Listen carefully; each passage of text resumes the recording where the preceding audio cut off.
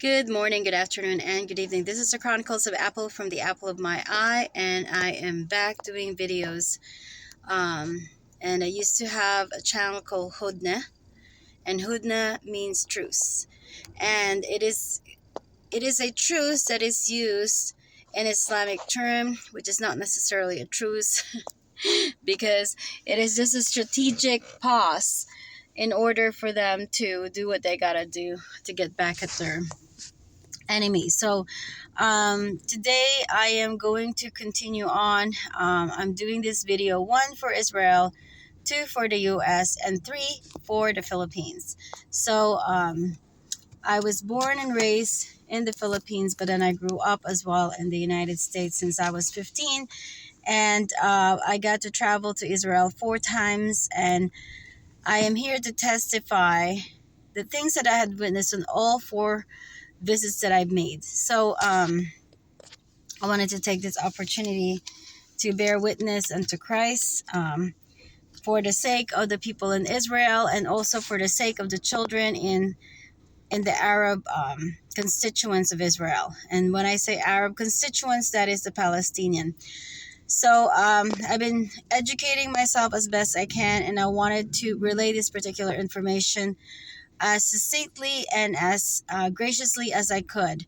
I'm going to stop the car so it's not as noisy.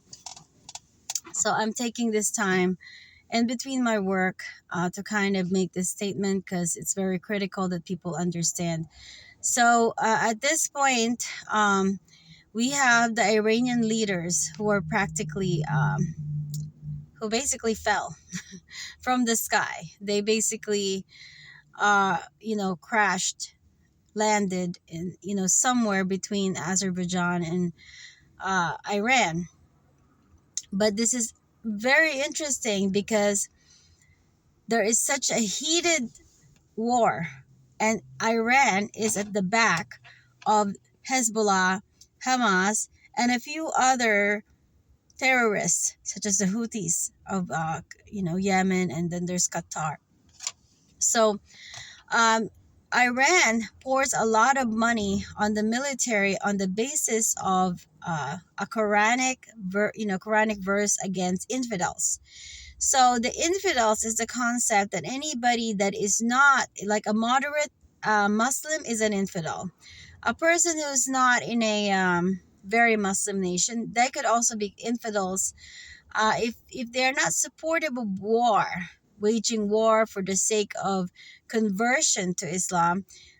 Those are also infidels. And then the Jews, of course, are infidels, and the Christians are infidels. So what people need to understand is that anytime war is perpetrated by somebody, the greatest casualty befalls them.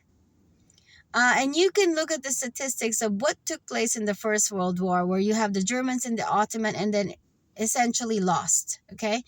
And this is an act of God, where the Lord would hear the cries of the people. And the Ottoman Empire was in control of Israel for hundreds of years, maybe 300-400 years. And since the First World War, they lost, the land of Israel, and the British took that over. It's called the British Mandate. And then you have the Iranian, Iran, prior to 1979, are actually close allies with Israel. They had a close relationship. And then the universities are basically taken over by a lot of Islamic ideologies. And from that time on, and this is I'm getting kind of tired. I gotta turn the car on because it gets too hot. But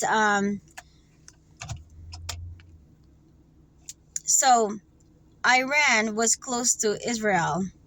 However, since the Islamic regime took over Iran, they went decades backwards. Okay, they told women, oh, you have to cover your hair.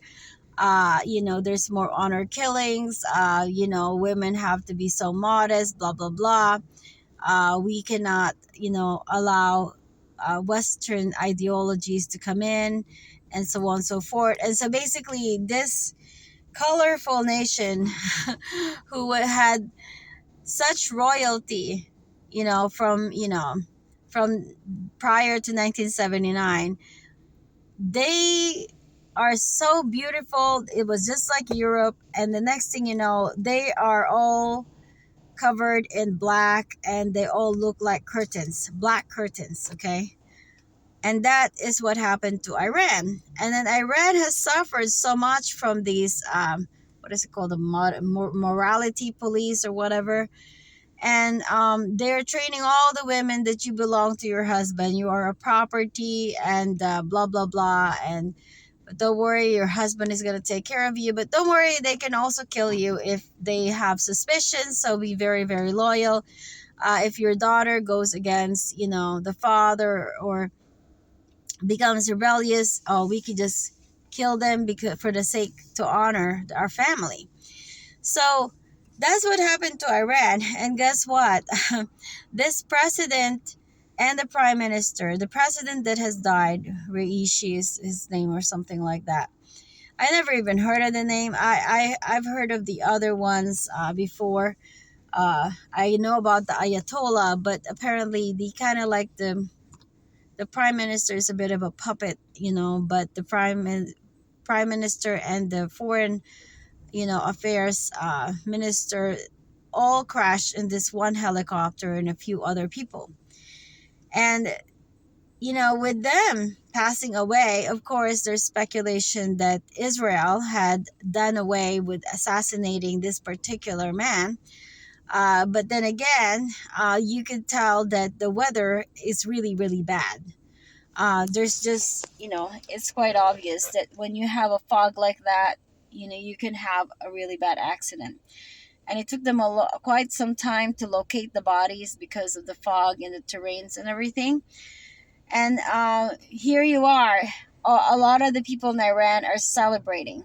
They're also celebrating. The Iranians are also celebrating in Europe.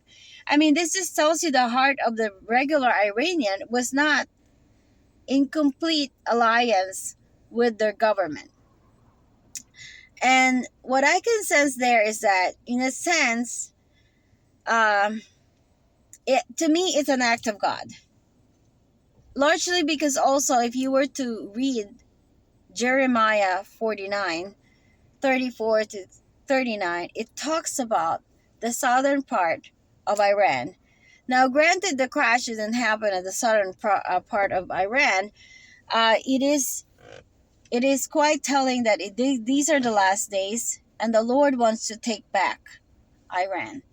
And so this is going to be very interesting, because it is definitely, no matter what you say, losing the president of Iran and a few other cabinet members would certainly alarm many of the terrorists in terms of what they are dealing with, especially the killer cells, the sleeping cells. Okay, the sleeping cells is where the killers live for a time being.